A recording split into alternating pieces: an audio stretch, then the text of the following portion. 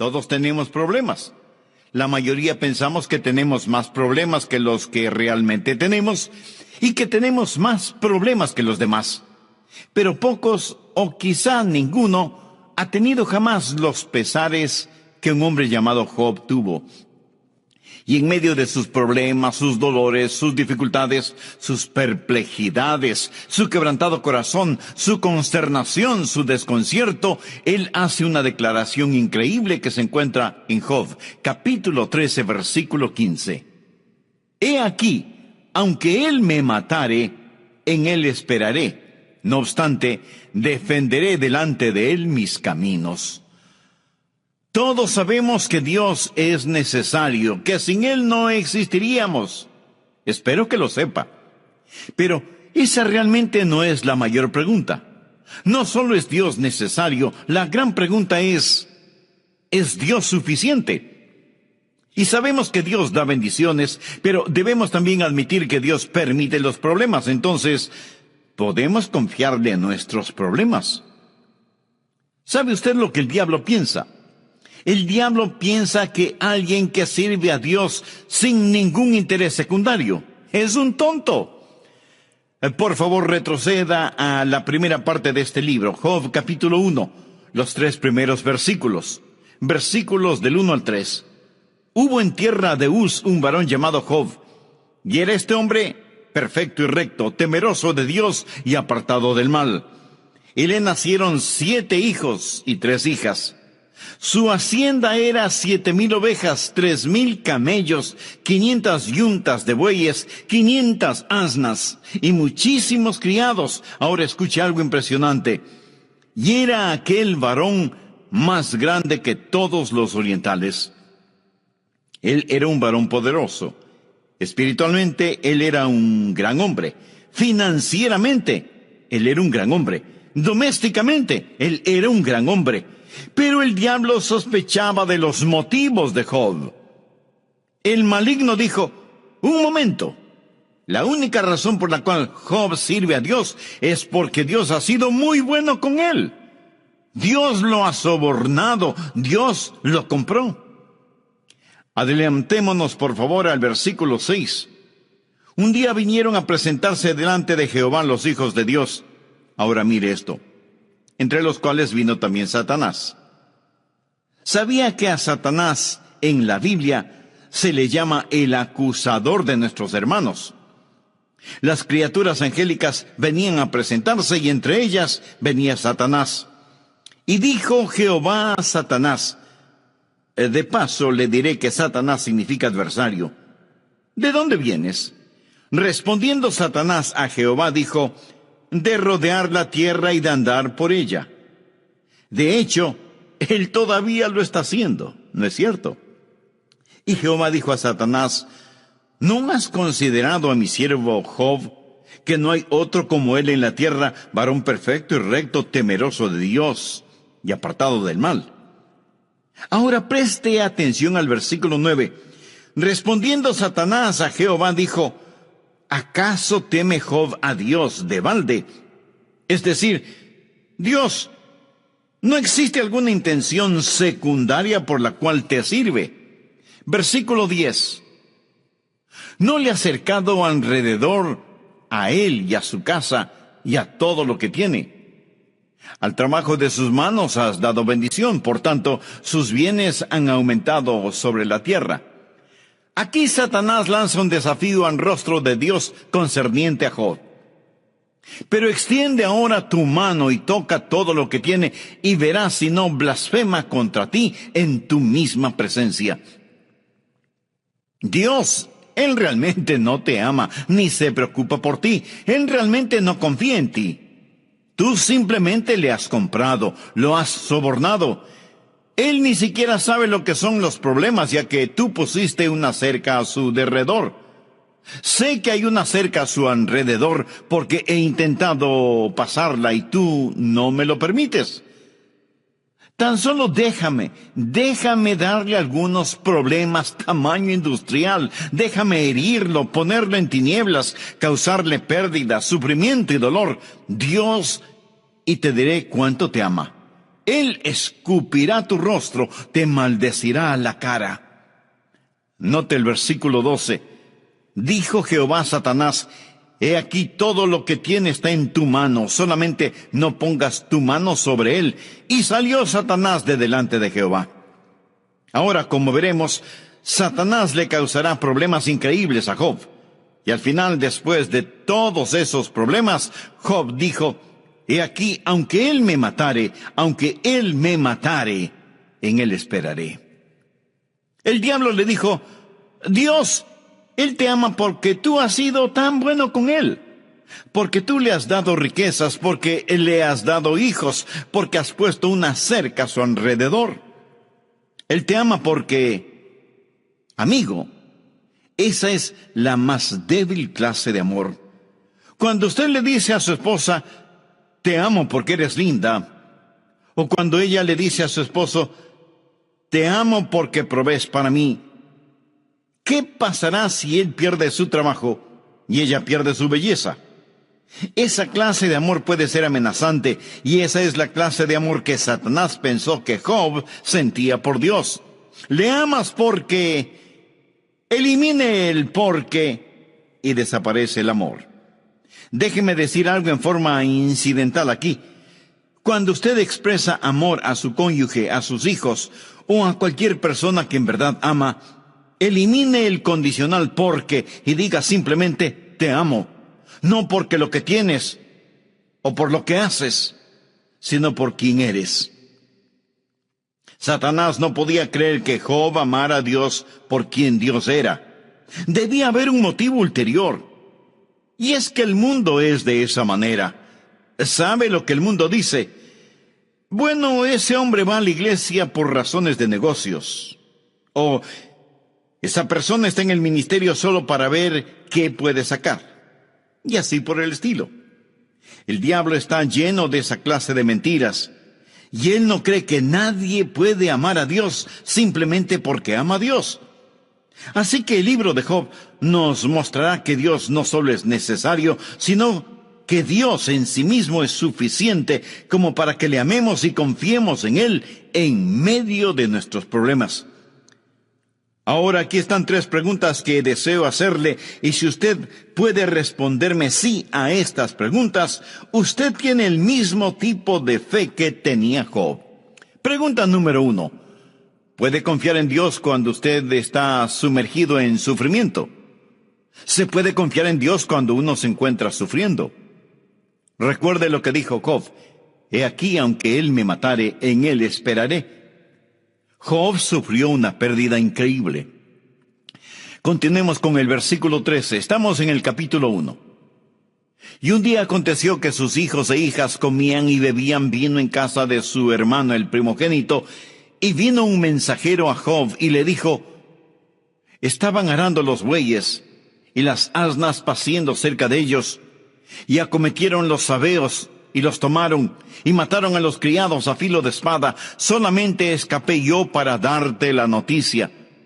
Es decir, primero, Job había perdido sus finanzas. Él tenía todos sus animales, su ganado, sus rebaños. Él era un ranchero acaudalado, y súbitamente, en un instante, todo le fue arrebatado. Bueno, si mañana por la mañana usted se despierta en pobreza, si la bolsa de valores se viene abajo y usted tiene todo en acciones y bonos, y su tan llamada fortuna se desvanece, ¿podría usted aún confiar en Dios? ¿Podría? Bien, espero que sí. Job quedó en la quiebra de la noche a la mañana. Hubo pérdida financiera. E inmediatamente después de todo eso, no solo la pérdida financiera, sino también la pérdida de su familia. Mire por favor el versículo 18 del capítulo 1 y verá qué más aconteció. Entre tanto que éste hablaba, vino otro que dijo: tus hijos y tus hijas estaban comiendo y bebiendo vino en casa de su hermano el primogénito, y un gran viento vino del lado del desierto y azotó las 4 esquinas de la casa, la cual cayó sobre los jóvenes y murieron. Y solamente escapé yo para darte la noticia.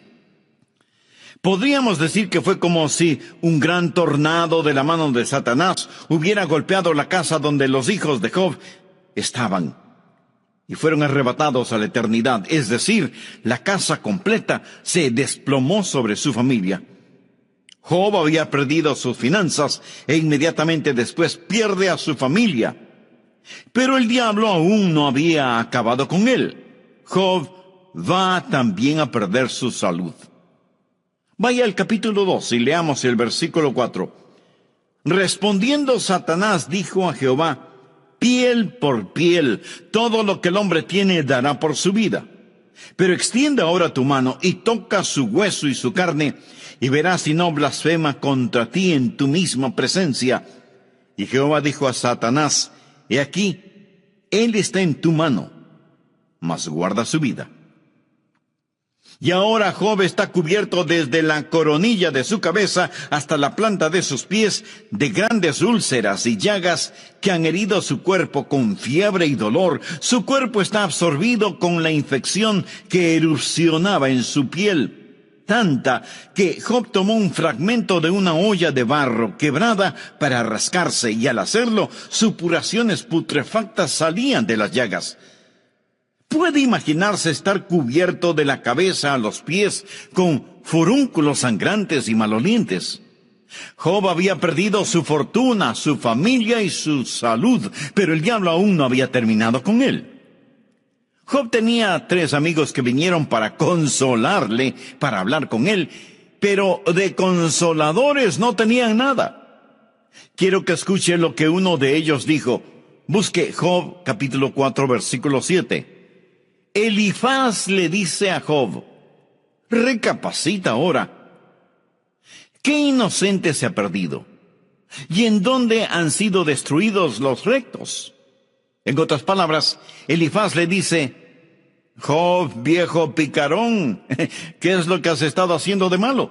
Porque nadie sufre de esta manera siendo inocente. Dios nunca ha dado la espalda a la gente justa.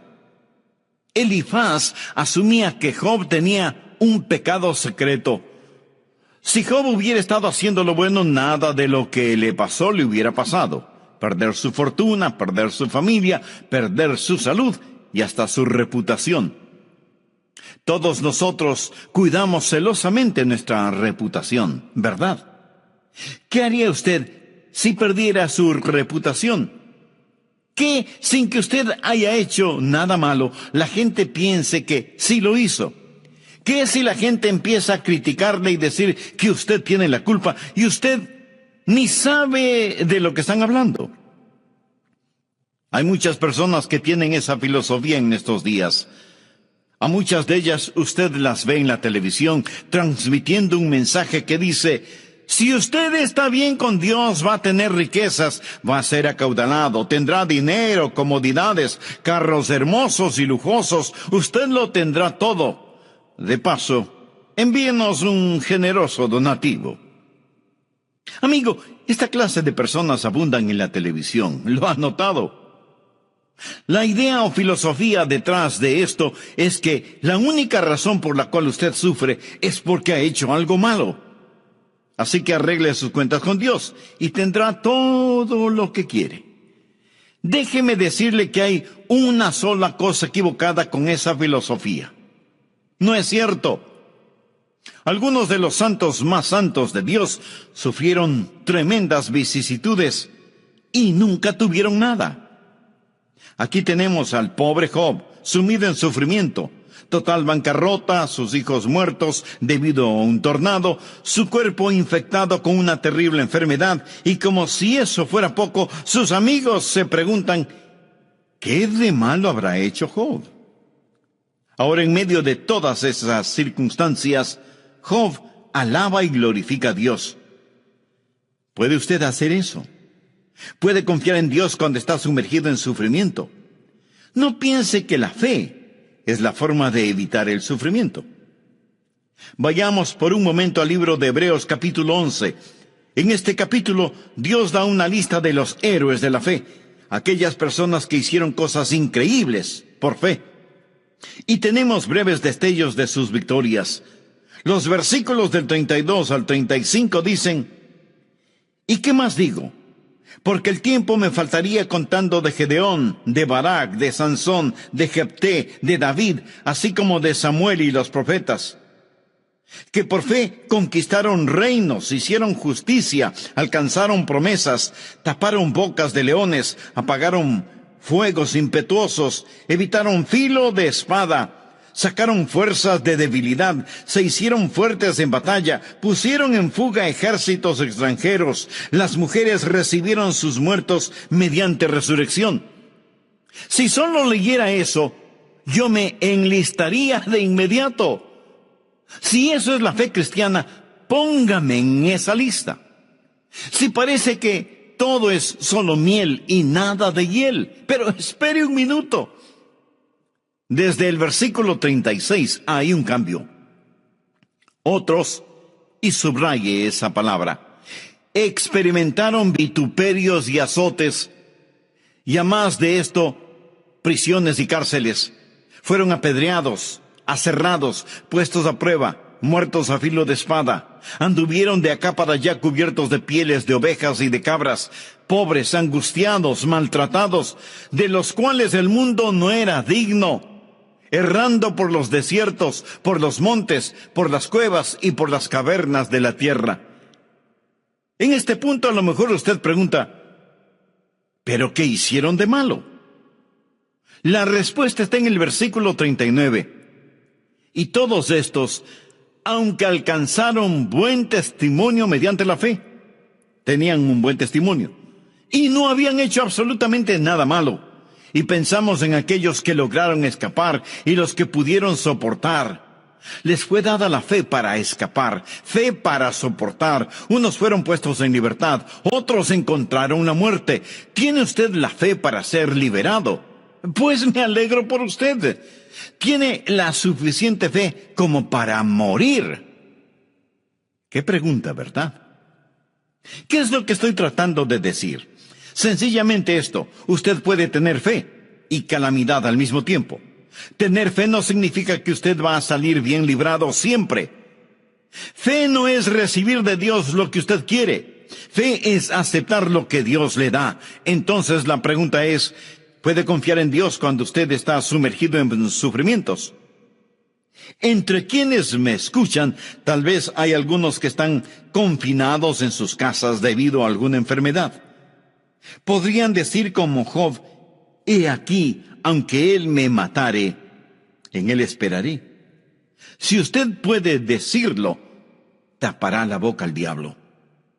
Verá, el diablo piensa, tan solo dejen que esos creyentes tengan un poco de problemas, que tengan persecución, que terminen en bancarrota, dejen que uno de sus hijos muera, que tengan alguna enfermedad que consuma su cuerpo, que tengan ese tipo de problemas, que sean culpados por hacer mal, cuando ellos no han hecho absolutamente nada malo. Ellos maldecirán a Dios.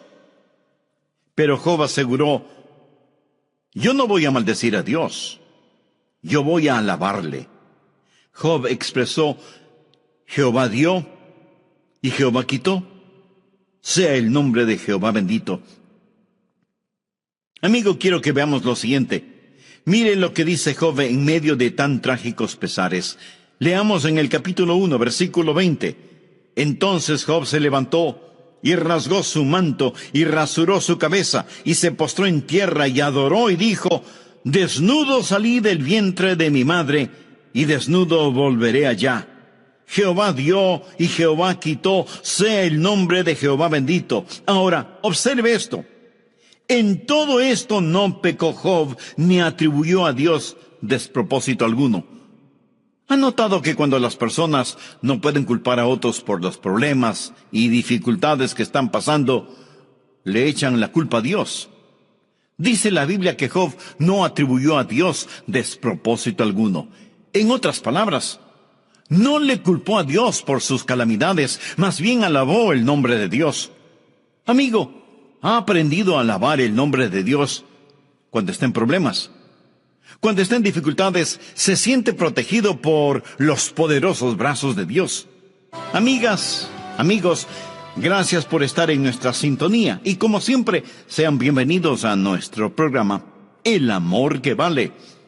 Estamos estudiando la vida de Job para saber cómo podemos confiarle a Dios nuestros problemas y hemos respondido a la primera pregunta: ¿cómo confiar en Él cuando estamos sumergidos en sufrimientos?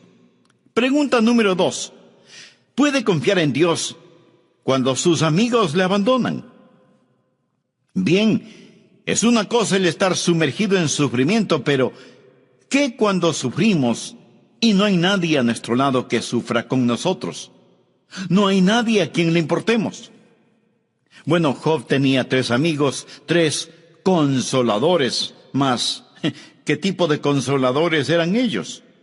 Como observaremos, todo lo que ellos hicieron fue venir, hablar cosas sin sentido y criticar a Job. Realmente no eran sus amigos del todo. Como dice el refrán popular, con amigos así, ¿quién necesita enemigos? Bien, veamos ahora Job 19:14. Mis parientes se detuvieron y mis conocidos se olvidaron de mí. ¿Puede usted confiar en Dios cuando sus amigos lo abandonan? Mis parientes se detuvieron y mis conocidos se olvidaron de mí.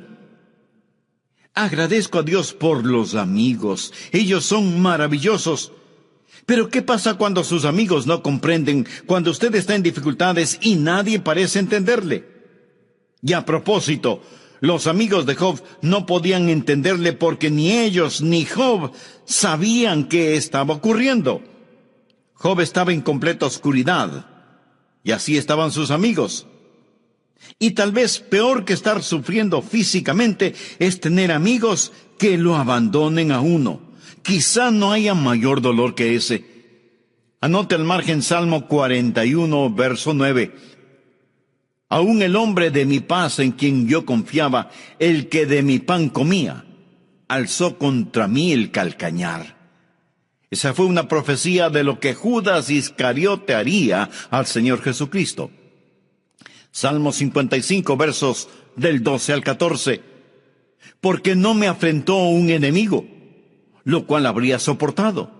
Ni se alzó contra mí el que me aborrecía, porque me hubiera ocultado de él. Sino tú, hombre, al parecer íntimo mío, mi guía y mi familiar, que juntos comunicábamos dulcemente los secretos y andábamos en amistad en la casa de Dios. Piensa en esto. Aquí está Job en su más profunda necesidad, y sus amigos le han dado las espaldas. Es como el anciano apóstol Pablo en la cárcel de Filipos, que necesitaba algún consuelo, pero tuvo que escribir, porque Demas me ha desamparado, amando este mundo. Ahora, eso le puede suceder a usted. Tal vez estoy hablando a algún consiervo pastor cuya iglesia está en su contra. A lo mejor el mismo comité de púlpito que le invitó a servir en la iglesia ahora le pide la renuncia porque está predicando la verdad del Evangelio. De paso diré que no crea que el mundo le amará por predicar el Evangelio. El mismo mundo que odia a Jesús le odiará a usted. Usted puede verse en tremendos problemas por predicar honestamente el Evangelio. Algunas veces sus asociados más cercanos o las personas a las cuales usted se llega en busca de consejo se volverán contra usted si usted proclama y vive el Evangelio. Es mejor confiar en Dios. Sus amigos algún día le darán la espalda. Sucede con nuestros hijos en las escuelas, colegios y universidades. Si ellos tienen una firme convicción de su fe cristiana, aquellos estudiantes que no la tienen se burlarán de ellos, se reirán de ellos, se lo aseguro. Cuando usted tiene una firme actitud por Cristo, sus amigos le dejarán. Y lo mismo sucede en el mundo de los negocios. Si usted practica justicia y honestidad en sus negocios y tiene socios que actúan solamente en forma contraria, ellos se volverán en su contra. Es más, tratarán de hacerle caer, le serrucharán el piso. Ahora la pregunta es, ¿puede usted confiar en Dios cuando está sumergido en sufrimiento? ¿Puede confiar en Dios cuando sus amigos le abandonan? ¿Sabía que incluso la esposa de Job le dio la espalda? Leamos Job capítulo 2, versículos 9 y 10. Entonces le dijo su mujer: ¿aún retienes tu integridad? Maldice a Dios y muérete. Y él le dijo: como suele hablar cualquiera de las mujeres fatuas, has hablado. ¿Qué? ¿Recibiremos de Dios el bien y el mal no lo recibiremos? En todo esto no pecó Job con sus labios. Su esposa entra donde está el pobre Job en sufrimiento, sentado sobre un montón de ceniza. Ella viene y le dice: tan solo mírate, mira lo que Dios te ha hecho. Job, ¿por qué no maldices a Dios y te mueres? Esta es su esposa. ¿Sabe lo que él le responde a ella? Él le dice: mujer, estás loca. Estás hablando como una de esas mujeres insensatas. ¿Estás loca, mujer? No lo entiendo esto, mas te diré algo. Estoy confiando en Dios y no lo rechazaré ni lo negaré. Cuando ella le dijo: maldice a Dios y muérete, ¿sabe lo que ella hacía? Llevaba a cabo la obra del diablo. Eso es exactamente lo que Satanás dijo que Job haría. La tercera pregunta quizás sea más difícil. ¿Puede confiar en Dios cuando está abrumado por las tinieblas, abatido por la oscuridad? Bien, recuerde que usted entiende por qué todo esto está pasando. Es decir, usted puede leer el primer capítulo del libro de Job, observar que hay una competencia aquí y Satanás ha difamado el carácter de Dios y Satanás ha calumniado el carácter de Job. Y usted sabe que Dios está permitiendo que Job sea probado, no para mostrar que Job caerá, sino para demostrar que no lo hará. Usted sabe eso. Sin embargo, Job no sabía nada. Job no había leído el libro de Job. Él no comprendía todo esto. Él estaba en oscuridad absoluta. Él no tenía idea de lo que estaba ocurriendo. Ahora vamos a Job, capítulo 23. Los primeros 5 versículos. Respondió Job y dijo: hoy también hablaré con amargura, porque es más grave mi llaga que mi gemido. Job dice que ni siquiera puede comparar sus gemidos con lo que siente. ¿Quién me diera el saber dónde hallar a Dios? Yo iría hasta su silla, o sea, su trono. Expondría mi causa delante de él y llenaría mi boca de argumentos. Yo sabría lo que él me respondiese y entendería lo que me dijera. Job está diciendo: Dios quisiera hablar contigo.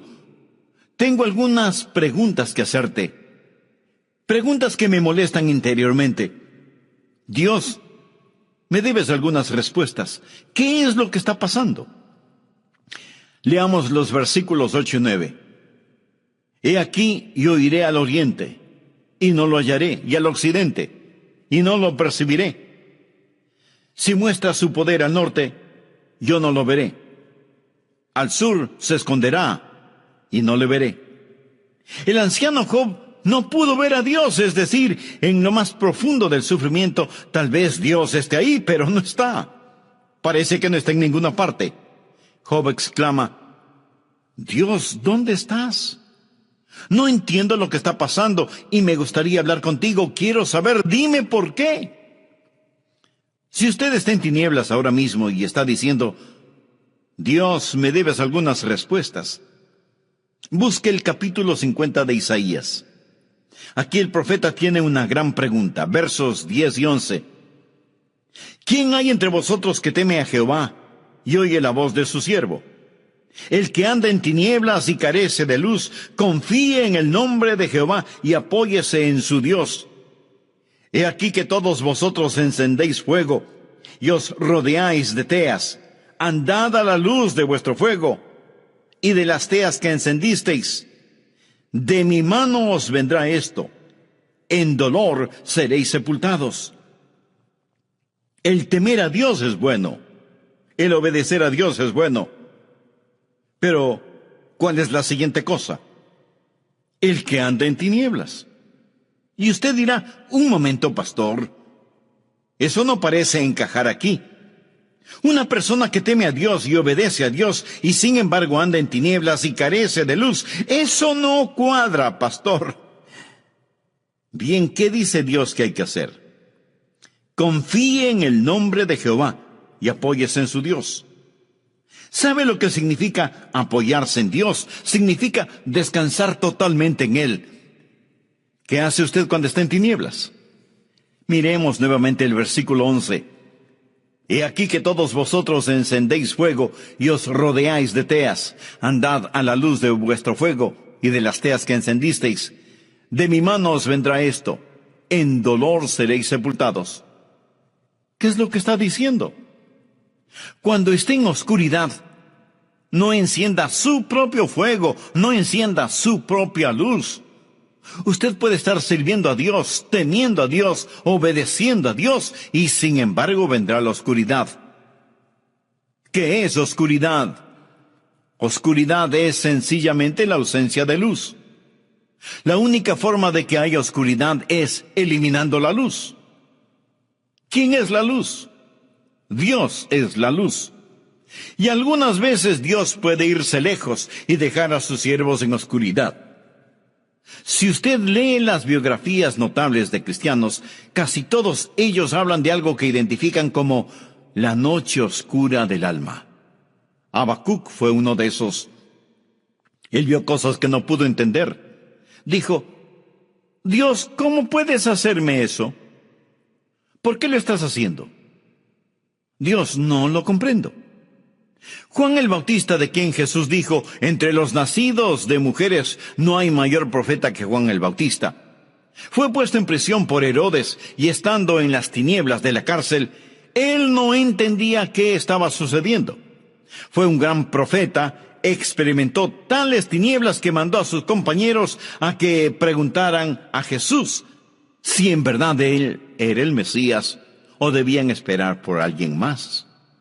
El apóstol Pablo, el gran apóstol Pablo, dijo en una ocasión, en apuros, pero gracias a Dios que añadió, mas no desesperados, mas no desesperados. Puede confiar en Dios cuando está sumergido en el dolor. Puede confiar en Dios cuando sus amigos le abandonan. Puede confiar en Dios cuando está abatido por las tinieblas y ni siquiera sabe lo que está ocurriendo.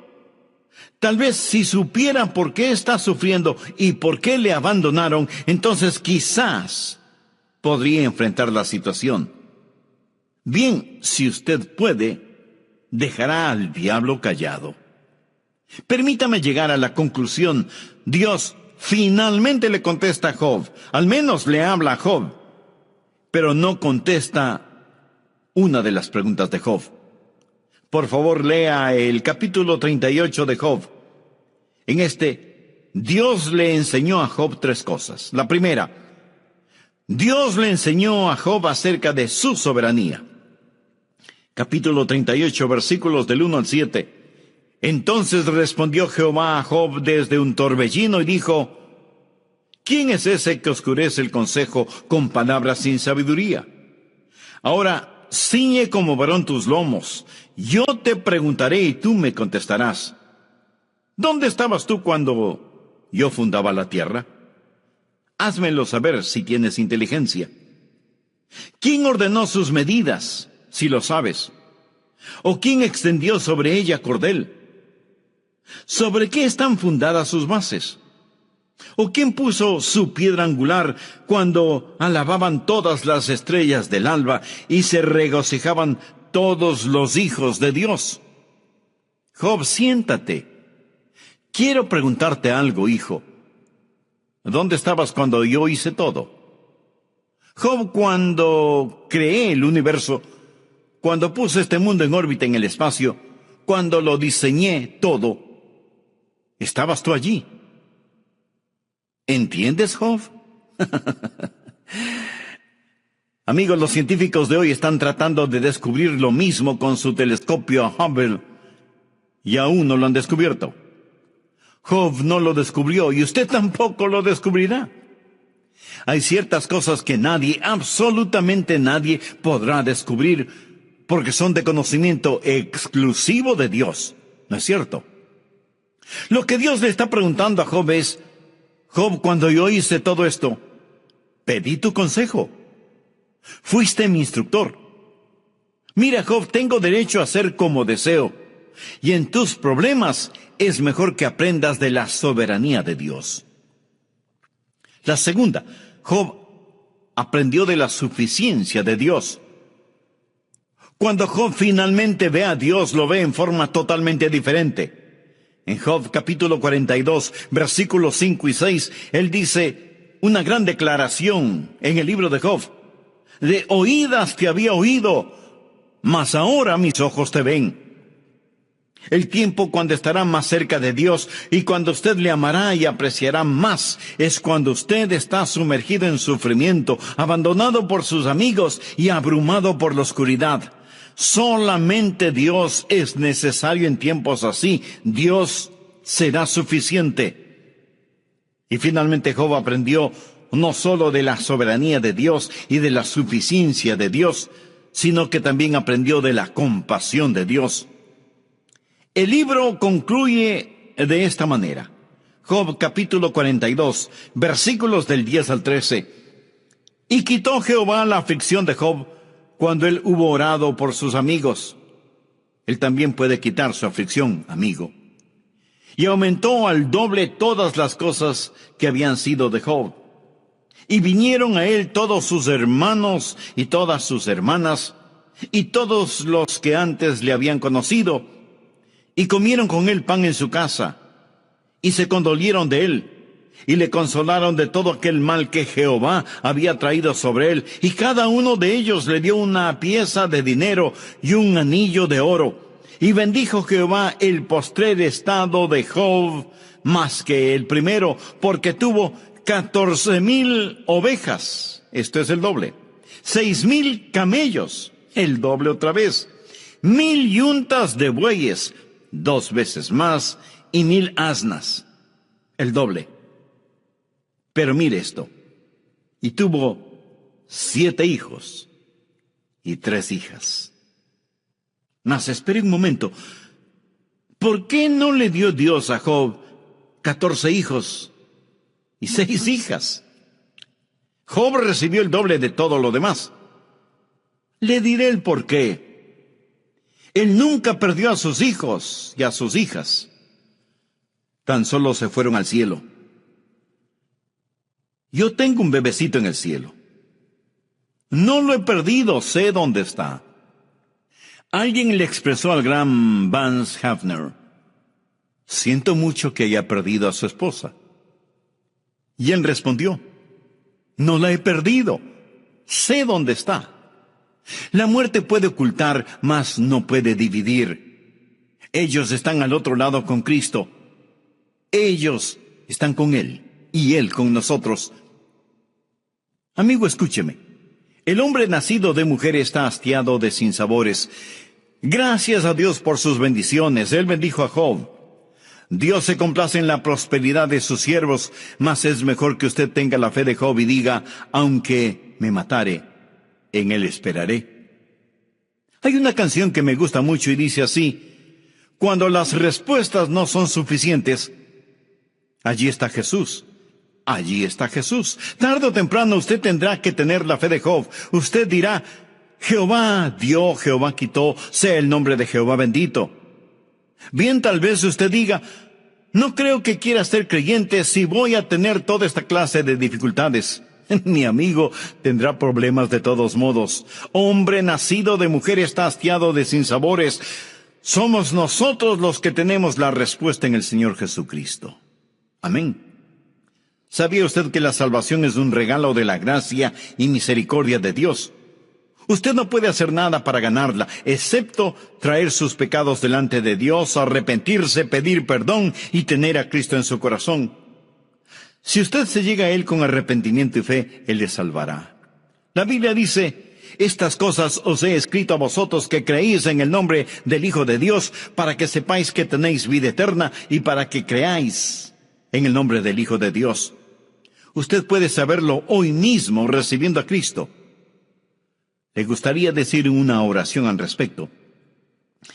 Querido Dios, Reconozco que soy pecador y que mi pecado merece ser juzgado, pero necesito misericordia. Señor Jesús, tú pagaste con tu sangre por mi pecado. Gracias por tomar mi lugar.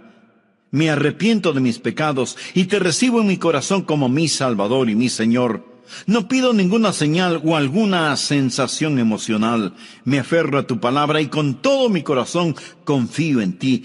Gracias por escucharme, gracias por perdonarme. Comienza a hacerme la clase de persona que tú quieres que sea y dame el valor de confesarte públicamente sin avergonzarme de ti. Lo pido en tu santo nombre. Amén. Una vez más, me es muy grato el saludarle y extenderle una sincera bienvenida a nuestro programa El Amor que Vale. Sabe, estuve pensando acerca de los nombres de Dios. Jehová Shammah significa el Dios que está aquí. Jesús dijo, porque donde están 2 o 3 congregados en mi nombre, allí estoy yo en medio de ellos. Gracias a Dios por eso. Jesús está con nosotros. Jehová Shammah está aquí, más cercano que la persona que puede estar junto a usted. Por favor, abra la palabra de Dios en Romanos capítulo 12. Hoy estudiaremos acerca de los dones espirituales. Romanos 12, versículo 6.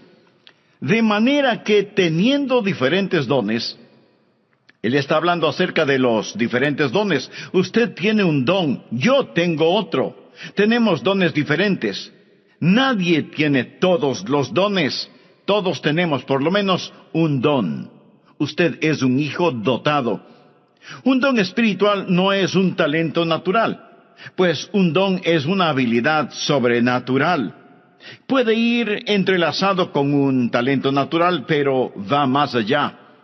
No es natural, es sobrenatural. Es un don de gracia. La palabra griega para gracia es charis. Por ello lo llamamos un don carismático. Usted es un hijo dotado y quizás se sienta indigno. Tal vez diga, no soy dotado, pastor, solo soy un humilde obrero. Ni siquiera soy digno de dirigir en oración silenciosa en el departamento de niños. Mi amigo, usted es un hijo dotado. Alejandro Magno, el gran general conquistador, una vez dio una preciosa e invalorable copa de oro a un humilde sirviente. Cuando el sirviente vio el regalo, exclamó, «Oh, no, eso es demasiado para que yo lo reciba». Y Alejandro se irguió y dijo, «Pero no es demasiado para mí el darlo. Dios es el que da el don. Por eso, no se acerque con una humildad falsa diciendo que usted no tiene ningún don particular. En los tribunales de Cristo, usted dará cuentas de lo que hizo con su don espiritual y su mayordomía de ese don espiritual. Así que usted necesita descubrir su don espiritual y hoy vamos a estar hablando acerca de cómo descubrir su don. Veamos en primer lugar la presentación de sacrificio. Todo empieza con la presentación de un sacrificio. Por favor, mire Romanos 12, versículo 1. Así que, hermanos, os ruego por las misericordias de Dios, que presentéis vuestros cuerpos en sacrificio vivo, santo, agradable a Dios, que es vuestro culto racional. Subraye las palabras presentéis y sacrificio, y entonces entenderá por qué hablo de la presentación de un sacrificio. Pablo escribió bajo la inspiración divina y empieza diciendo, os ruego. Usted sabe lo que significa rogarle a alguien. Significa suplicarle. Y puesto que Pablo escribió por Dios mismo, casi es como si Dios estuviera de rodillas delante de nosotros, rogándonos. Esta es la oración de Dios hacia nosotros. Cuando oramos a Dios y le decimos, Señor, te ruego, Señor, por favor. Bien, si no oímos la oración de Dios hacia nosotros, ¿por qué Dios debe oír nuestra oración a Él? Nuestro Señor está diciendo, os ruego que presentéis vuestros cuerpos en sacrificio vivo. ¿Por qué? En base a las misericordias de Dios. Él es bueno siempre, ¿verdad? Oh, gracias a Dios por sus misericordias. Cuando éramos rebeldes y estábamos bajo maldición e íbamos rumbo al infierno, cuando estábamos en oscuridad y no entendíamos, Él por su misericordia nos buscó, nos salvó, nos guarda, nos satisface, somos suyos, nos compró con su sangre. Escúcheme cuidadosamente. La consagración no es dar a Dios algo. La consagración es quitar sus manos de lo que ya le pertenece a Dios. Usted no es su dueño, usted sencillamente quita sus manos de éste. Usted no puede decir, es mi vida, no lo es. Usted no es su dueño. Fue comprado con un precio y debemos ser un sacrificio vivo. ¿Qué significa que debemos ser un sacrificio vivo? Permítame decirle lo que significa. En primer lugar, va a ser diferente a cualquier sacrificio animal del Antiguo Testamento, porque ningún sacrificio animal fue voluntario. Usted se ofrece, se presenta. ¿Lo ha hecho alguna vez? Simplemente ha dicho, heme aquí, Señor, me presento a ti, soy un voluntario, todo lo que tengo es tuyo. Wilbur Chapman fue un gran evangelista, y él le preguntó al general Wood, el fundador del Ejército de Salvación, General, ¿cuál es el secreto de su vida? ¿Por qué Dios lo ha usado tanto? El general Wood pasó su mano por sus blancos cabellos, pensó por un momento y luego contestó, Dios tiene todo de mí. Ha habido hombres más inteligentes, enormes oportunidades, pero yo desde el día que tuve la visión de lo que Dios podía hacer por la pobre y antigua ciudad de Londres, determiné en mi mente que Dios poseería todo de mí, de William Booth. Permítame preguntarle, ¿alguna vez le ha dicho eso a Dios? Dios, aquí estoy. Puedes tener todo lo que soy. Me presento voluntariamente como un sacrificio, sabiendo que eso significa que soy desechable. Todos mis planes y metas, así como las llamadas posesiones, los sacrifico, Señor, a tu sangre. ¿Esto no le parece extraño a usted? Bueno, lo es para la gente moderna. Queremos tomar nuestro cristianismo y fijarlo a nuestra vida regular. Queremos defender nuestra vida, nuestros derechos. Permítame decirle lo que le sucedía a un sacrificio en el Antiguo Testamento. Era degollado. Por lo tanto, no más planes propios. Se lo ponía en el altar, y toda vez que era un sacrificio de sangre, había la tendencia de que el sacrificio se resbalara del altar, por lo que usaban dos ganchos llamados ganchos de carne. ¿Sabe usted qué es lo que le sujeta al altar? ¿Tiene usted la tendencia de resbalarse del altar? Bueno, yo la tengo. Hay dos ganchos que lo mantendrán en el altar, disciplina y devoción. Y para pertenecer al Señor Jesucristo, eso es lo que debe hacer, presentarse como sacrificio vivo. Pero la mayoría de nosotros no queremos usar esos ganchos, disciplina y devoción, que nos mantendrán en el altar del sacrificio. ¿Sabe lo que el creyente promedio dirá al respecto? Yo no quiero estar obligado a nada. Me uniría a la iglesia, pero no quiero estar obligado a nada. Puedo prometer una ofrenda de amor, pero no quiero estar obligado. Quiero ser libre. No, mi amigo. Esto no es un sacrificio. ¿Y qué es lo que le pasaba al sacrificio en el Antiguo Testamento? Era consumido, era quemado. ¿Sabía que usted nunca adorará a Dios verdaderamente hasta que sea consumido? ¿Alguna vez ha sido consumido por el fuego santo de Dios? Eso es lo que Pablo está diciendo. Pero algunos de ustedes objetarán diciendo, un momento, pastor, por favor, yo no quiero hacer todo eso. Solo quiero que me diga cuál es mi maravilloso don espiritual. Bueno, Pablo se lo va a decir. Pero verá, mi amigo, primero debe haber una presentación sacrificial, o sea, la presentación de usted mismo. Usted dice, Pastor Rogers, si yo hiciera eso, ¿Quién sabe lo que Dios quisiera que yo haga? Suponga que usted tiene un hijo, jovencito, y suponga que un día su joven hijo viene y le dice: papá, he estado pensando, tú eres tan sabio, amoroso y bondadoso, y tienes tanta experiencia. Por eso, me parece que lo mejor que puedo hacer es pedirte consejo. Y lo que tú me digas que debo hacer, eso es lo que haré, y lo haré de todo corazón. Dime qué quieres que haga, dónde quieres que vaya, qué deseas que estudie, quiénes quieres que sean mis amigos. Lo que me digas, lo haré. Y usted piensa: mi hijo debe tener calentura. Pero suponga que en verdad quiere hacer lo que usted le pide. Así que usted va donde su esposa y le dice: parece que a nuestro hijo lo tenemos en las manos. Él se va a arrepentir de haberme dicho que hará cualquier cosa que yo le pida. ¿Procedería usted así? Creo que no. Lo más probable es que si usted estuvo pensando en regalarle un carrito, aunque sea usado, lo que su hijo le manifestó inclinará un poco más aceleradamente la balanza. ¿No le parece? Es la manera que él tiene de decirle: papá, yo sé que me amas.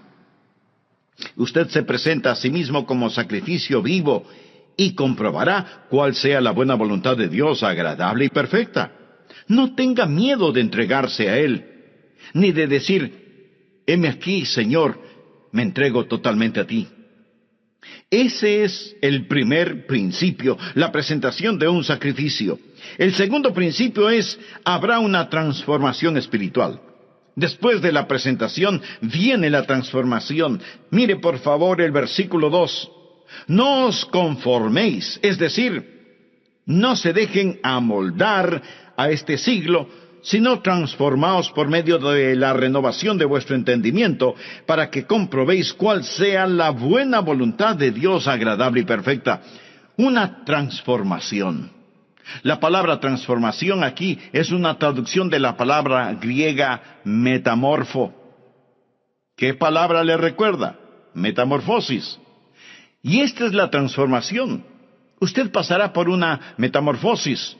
Como una oruga entra en un capullo y pasa por una metamorfosis, y ese feo gusano que entra en ese capullo sale como hermosa y gloriosa mariposa. ¿Por qué? Porque ha pasado por una metamorfosis que literalmente significa un cambio de forma. Y cuando usted se presenta de esa manera a Dios, amigo, usted va a tener una metamorfosis.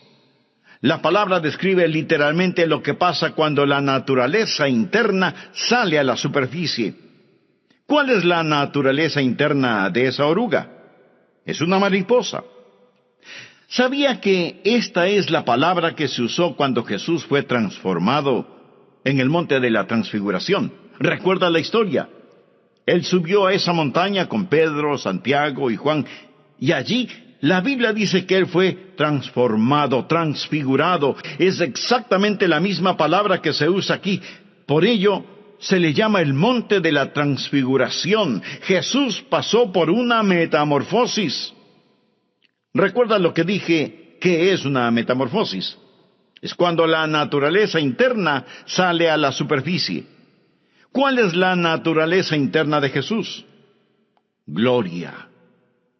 Cuando Él pasó la metamorfosis, su gloria salió a la superficie. Su rostro resplandecía como el sol de mediodía. Su vestidura era blanca como la nieve. El fulgor del Señor Jesucristo estaba allí siempre, pero lo que estaba en la naturaleza interna pasó por una metamorfosis. Y la naturaleza interna salió a la superficie como la naturaleza interna de una oruga, una mariposa. La naturaleza interna de Jesús es gloria. Una pregunta. ¿Cuál es su naturaleza interna si es salvo? Jesús. Jesús. Él es su naturaleza interna. Y cuando usted se presenta a Él como un sacrificio vivo, una transformación espiritual toma lugar. El Jesús que es residente en usted se convierte en el Jesús presidente en usted. El Jesús escondido en usted es el Jesús revelado en usted. Y hay un cambio divino y usted no es moldeado por este mundo. Y este mundo que camuflaría, borraría y escondería su naturaleza interna, esos grilletes se rompen y Jesucristo sale de usted. Y usted tiene un cambio divino que le da la mente de Cristo, se renueva en el espíritu de su mente. Usted nunca entenderá realmente su don espiritual sin la mente de Cristo, sin una mente renovada. Y si usted está intentando descubrir su don espiritual sin presentarse voluntariamente como sacrificio, con razón que no sabe cuál es su don espiritual. ¿Sabe por qué usted no sabe cuál es su don espiritual? Porque su mente no está renovada. Pero cuando usted se presenta a Él como un sacrificio, habrá una transformación espiritual y usted comprobará cuál sea la buena voluntad de Dios, agradable y perfecta. No le tema a la voluntad de Dios. Ese es el lugar más alto, más feliz y más santo para usted. El tercer principio es, habrá tiempo para una sobria consideración. Leamos Romanos 12:3. Digo pues, por la gracia que me es dada. Recuerda lo que es la palabra gracia. Es caris. El apóstol está diciendo, por el carisma que he recibido, a cada cual que está entre vosotros, que no tenga más alto concepto de sí que el que debe tener. Subraye la palabra tener. Sino que piense de sí con cordura, conforme a la medida de fe que Dios repartió a cada uno. Note el énfasis de Pablo en las palabras tener y pensar. No estamos hablando de que Él, Jesús, va a renovar nuestra mente. Bien. ¿Qué es lo que usted haría con una mente renovada? Puedo sugerirle que piense. Tal vez algunos de ustedes crean que es erróneo el pensar. Piensa que cuando usted se volvió un creyente, puso su mente en neutro y que debe vivir solo con estremecimientos espirituales. ¡No! Dios renueva su mente para que usted pueda pensar con esa mente renovada. Hablamos de descubrir su don espiritual y usted debe pensar. Ahora, ¿cómo o qué piensa de usted mismo? Quiero que haga un inventario de usted mismo. Olvídese por un momento de mí y solo piense en usted. ¿Cómo debe pensar? Bueno, miremos la respuesta en el versículo 3. Que no tenga más alto concepto de sí que el que debe tener. Eso, mi amigo, en simple español quiere decir que no debe presumir de tener un don espiritual que no lo tiene. Escuchamos a algunas personas decir, oh, usted puede hacer cualquier cosa que piensa que puede alcanzar. Hay una palabra muy castiza para describir eso. Tonterías. Eso es pura necedad.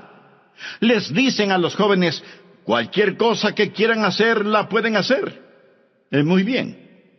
Veamos quién puede tomar el lugar de Michael Jordan, el más grande atleta que ha existido en el básquetbol. ¿Quién puede rivalizar con él solo pensándolo? No. Usted no podrá hacerlo porque no tiene ni la habilidad ni la contextura física para hacerlo. Michael Jordan nació para jugar básquetbol. Pero así como él tiene talento natural y habilidad física para el juego, usted tiene talentos y habilidades sobrenaturales. Pero lo que necesita hacer es no pensar acerca de usted mismo con un más alto concepto del que debe tener. No hay que tener una falsa humildad. Miremos nuevamente Romanos 12:3. Que no tenga más alto concepto de sí que el que debe tener, sino que piense de sí con cordura. La palabra cordura es una palabra interesante. Proviene de dos palabras griegas que significan ahorro y mente. Pensar con cordura. Decir, soy lo que soy por la gracia de Dios. Así que no vaya por ahí diciendo que usted no tiene ningún don espiritual. Eso no es más que una falsa humildad. Y una falsa humildad es tan mala como el pecado de la exageración. El decir que usted tiene un don espiritual no es malo, pero el decir que no lo tiene es rebelión. Tiene que pensar con cordura, o sea, tiene que pensar honestamente acerca de lo que tiene. El negar el regalo de la gracia no es humildad, es incredulidad y rebelión. Pensar de nosotros mismos con cordura, sin pecaminosa exageración ni falsa humildad. Mírese a usted mismo, haga un inventario de usted mismo. Pero pastor, eso suena complicado. ¿Podría ayudarme un poquito? Deme alguna guía de cómo pensar. Bien, en el próximo programa de esta serie le daré a conocer varios principios que le ayudarán mucho en este asunto de descubrir su don o dones espirituales. Antes de finalizar, quiero decirle que si usted hizo un inventario honesto de usted mismo, seguramente descubrió no solo que no está utilizando sus dones, sino que no tiene una relación personal con el dador de sus dones. Y para activar esos dones espirituales, usted necesita estar conectado a la fuente de poder. Si ese es su deseo, le invito a orar de la siguiente manera. Amado Dios, sé que he estado viviendo una religiosidad que no ha cambiado mi manera negativa de vivir. Me reconozco pecador delante de ti y vengo a implorar tu misericordia, tu perdón, tu gracia. Señor Jesús, gracias por pagar la deuda de mi pecado con tu propia vida en la cruz del Calvario. Gracias por amarme de tal manera. Este mismo momento por fe te recibo en mi corazón como mi Salvador y Señor. Ten la bondad de hacerme un instrumento útil en tus manos y utiliza mi vida y los dones que me has dado para honra y gloria de tu nombre. Lo pido en tu nombre. Amén.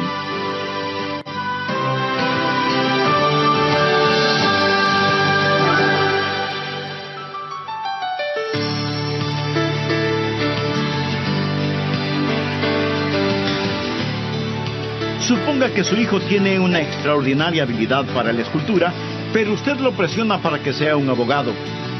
Si llega a serlo, será un pésimo abogado, cuando pudo haber sido un brillante escultor. Y habrá enojo en ambos, en su hijo porque usted no le dejó ser escultor, y en usted porque se avergonzará de tener un hijo que es mal abogado. Los ejemplos abundan en las familias y, aunque usted no lo crea, en las iglesias. En vez de dejar que las personas hagan aquello para lo cual Dios las ha equipado y les ha dado un don, tratamos de frenarlas en las áreas en las cuales sobresalen y las inflamos en áreas para las cuales no tienen ningún don. Dios le ha dado a usted un don particular y hoy terminaremos de estudiar cómo descubrir su don espiritual. Bienvenidos a El Amor que Vale, con el pastor, maestro y autor, Dr. Adrian Rogers, supliendo las necesidades de la gente con la verdad de la palabra de Dios, trayendo personas a Cristo, transformando vidas alrededor del mundo y ayudándole a usted a descubrir el poder del amor más grande, el amor que vale. A continuación, un edificante mensaje del Dr. Adrian Rogers en la voz del pastor Lenín de Llanón. Un muy atento saludo para todos ustedes, apreciados amigos de nuestro programa El Amor que Vale. Quiero compartir con usted varios principios que le ayudarán a descubrir su don espiritual. Primero, el principio de la iluminación. Verá, el Santo Espíritu de Dios que está en usted iluminará su mente. Esta es la parte mística de este asunto. Quiero decir, no hay una fórmula matemática. El Espíritu Santo de Dios empezará a hablar a su corazón. Así lo hizo cuando me llamó para que predicara su palabra. Ese es el ministerio de iluminación. Segundo, el principio del gozo. Cuando usted siente que el Espíritu de Dios lo mueve a que haga algo, eso es iluminación, y usted lo hace, va a sentir gozo. De paso le diré que sea que lo note o no en mi voz, yo siento gozo en hacer lo que estoy haciendo este momento, predicar la palabra de Dios. Siento mucho gozo predicando, y usted tiene que preguntarse a usted mismo, ¿qué es lo que en realidad me gozo en hacerlo? ¿Ha escuchado el relato de la escuela para animales? El caso es que los animales tenían una escuela en donde se les enseñaba a correr, a trepar, a volar y a nadar. Y cuando el Pato ingresó en esa escuela, era formidable nadando.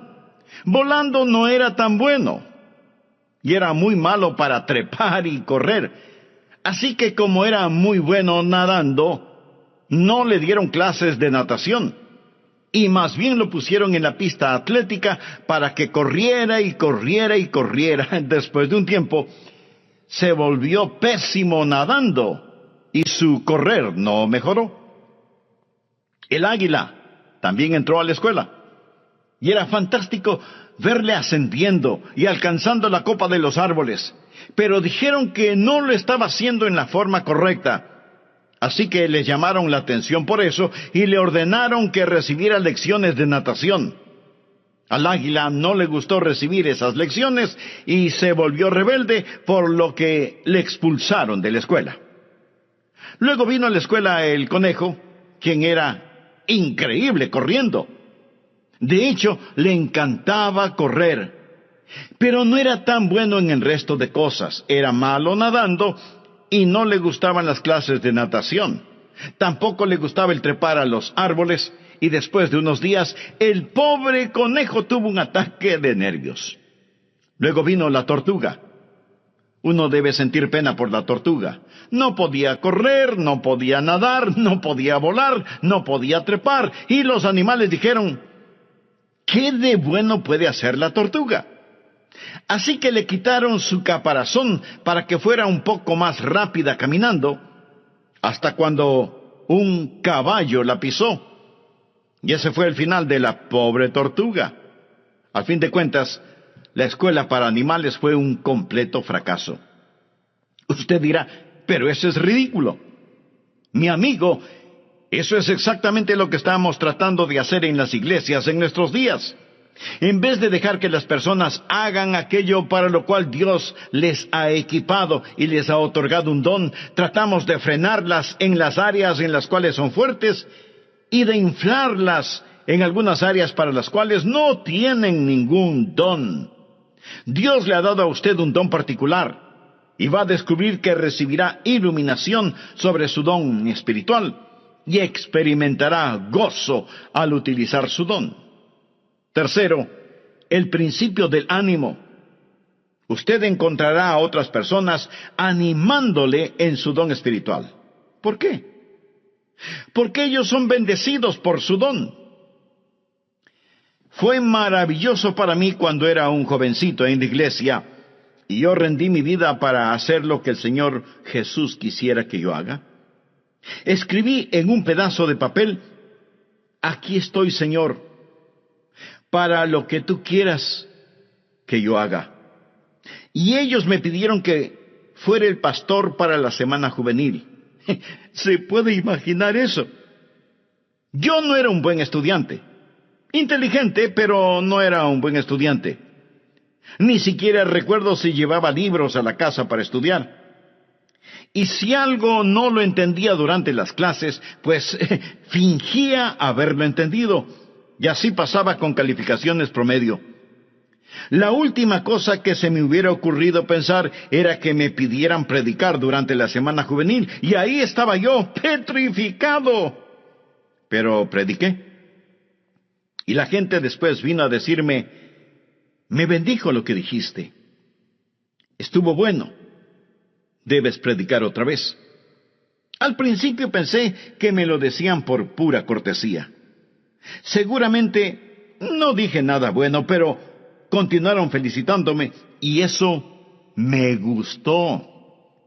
Si un predicador le dice: no me gusta que me digan que prediqué bien, mi amigo, esa es una mentira. Quiero decir, cuando a usted le animan, eso ayuda. Entonces hay iluminación, hay gozo y hay ánimo. Cuarto, el principio de la participación compartida. Romanos 12, versos 4 y 5.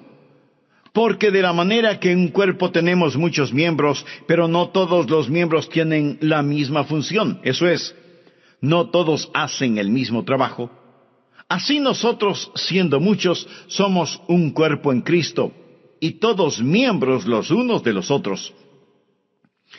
Ahora necesitamos aprender que cuando nos presentamos nosotros mismos a Jesús, también nos presentamos el uno al otro. Debe haber una participación compartida. Cuando usted pertenece a Cristo, también me pertenece a mí. Y cuando yo pertenezco a Jesús, también le pertenezco a usted. Recuerde que la iglesia es su cuerpo, no es una organización con Jesucristo como presidente. Es un cuerpo con Jesucristo como la cabeza y todos nosotros somos miembros de ese cuerpo. Y es la arrogancia, la presunción y el orgullo lo que nos divide.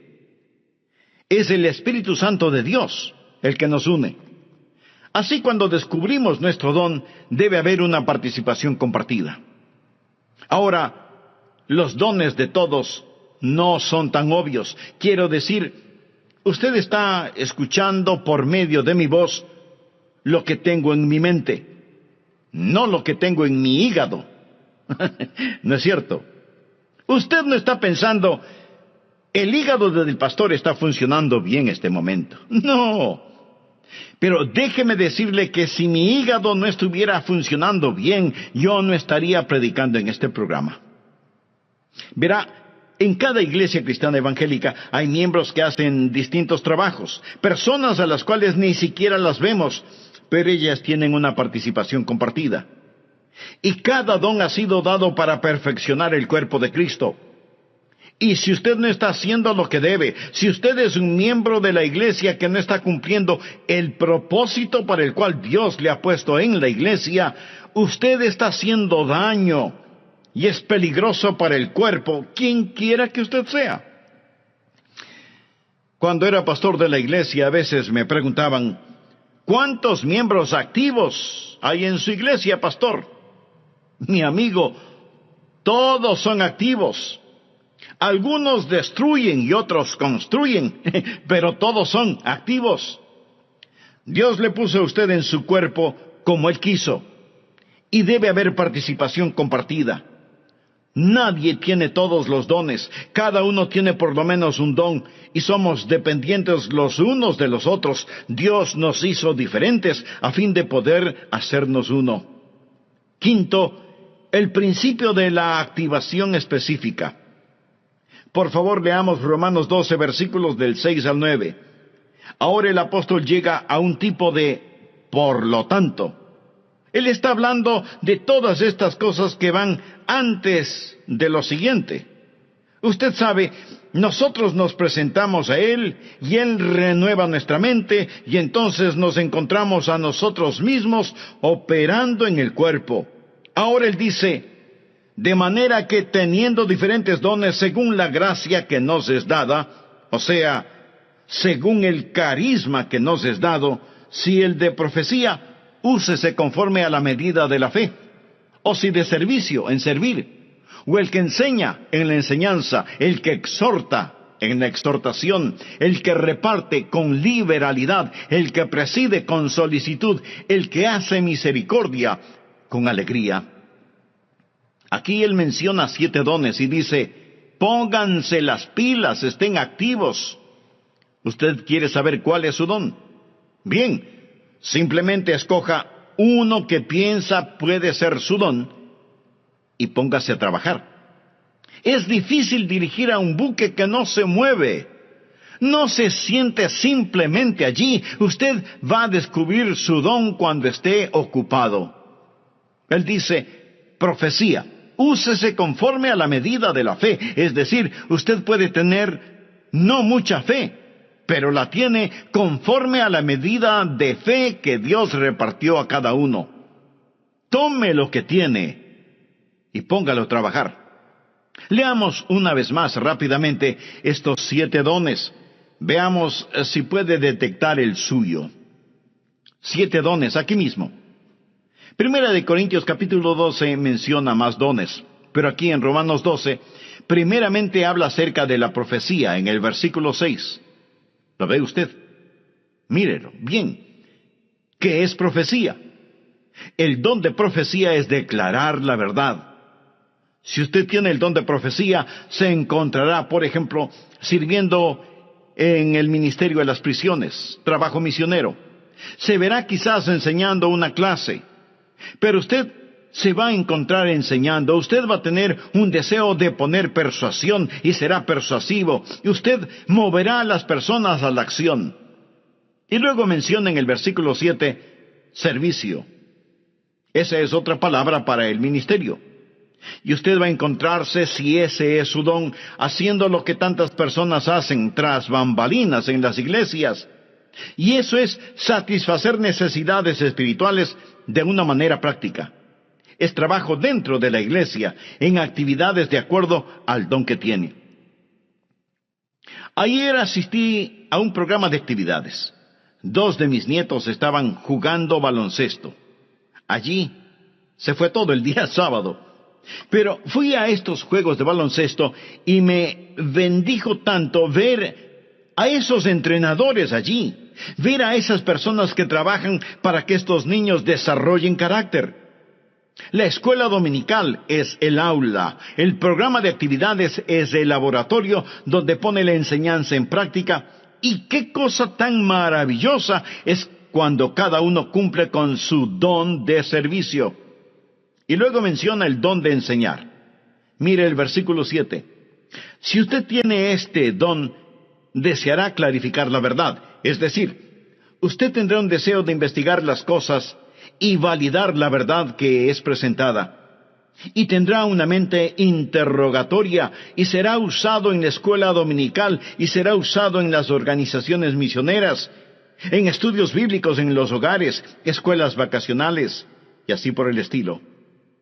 Y después menciona la exhortación en el versículo 8. ¿Qué es exhortación?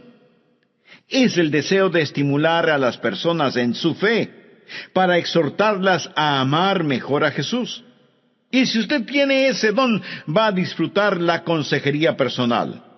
Usted quizás va a estar en el ministerio de música, o quizás en visitación, buscando a los que están perdidos o descarriados, ganando almas.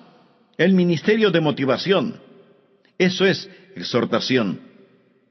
Y luego menciona repartir o dar. A todos se nos manda dar, pero algunas personas tienen el don de dar. ¿Y qué es eso? Es la motivación de encomendar a otros los recursos personales para que la obra de Dios pueda continuar. Sabe tomar decisiones buenas para satisfacer necesidades inmediatas. Usted tiene cuidado al dar, pero está deseoso de dar y tiene la habilidad de acumular y dispersar los recursos. Y hay personas en nuestras iglesias que tienen el don de dar. Y doy gracias a Dios por eso. Y continúa en el versículo 8 con presidir. Quizá ese sea su don. Es el de motivar, no el de mandar. Es coordinar las cosas y ayudar a las personas a ver todo el panorama y moverlos hacia esa visión. Coordinar las actividades de otros para una meta común, para la gloria de Dios. Y ese es el don de presidir, dirigir, ponerse de pie ante otros. Una persona que tiene este don también tiene el don de visión. Él ve hacia donde debemos ir y empieza a llevar y a motivar a las personas hacia eso. Luego tenemos el don de misericordia. Quizá ese sea su don. ¿O cuán necesario es ese don? Mire el versículo 8. ¿Cuál es el don de misericordia? Usted se identifica con las personas y consuela a los que están en dolor. Ahora llegamos a la última cosa. Después de haber una actividad donde usted realmente se ha ocupado, va a darse cuenta que todo empezará a calzar. Por favor, regresemos al versículo 2. No os conforméis a este siglo, sino transformaos por medio de la renovación de vuestro entendimiento, para que comprobéis cuál sea la buena voluntad de Dios, agradable y perfecta. Habrá la confirmación evidente. Usted comprobará cuál sea la voluntad de Dios agradable y perfecta. Lo comprobará en su propio corazón. Tendrá esa confirmación y usted dirá, ese es mi don espiritual. Y una vez que usted llegue, primero, acéptese a sí mismo. Segundo, empiece a ser usted mismo. Tercero, comience a entregarse.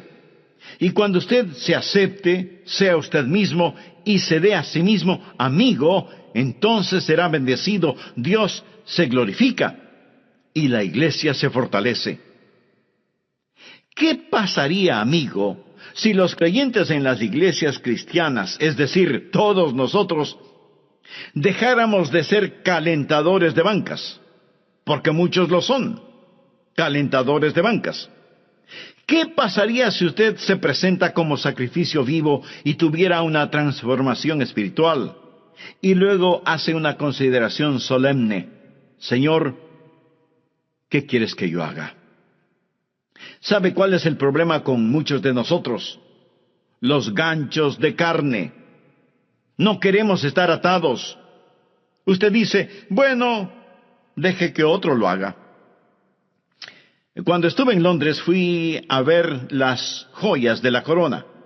Le dije al guardia, deseo ver el diamante de Curano, porque había leído de este, así que vi el diamante de Curano. Este diamante es de 186 quilates. Señoras, esa sí que es una piedra preciosa. Y en ese tiempo ellos dijeron que costaba la mitad de todos los gastos diarios del mundo. Esto fue antes de que fuese cortado y se lo diera forma. Está en las joyas de la corona. Le fue dado a la reina Victoria por un príncipe de Punjab, un jovencito que lo tenía en su posesión. Él se lo dio a la reina de Inglaterra. Después, este príncipe de Punjab se convirtió en un hombre. Él fue a la torre donde guardan las joyas y dijo, quiero ver el diamante. En ese entonces él era ya un hombre.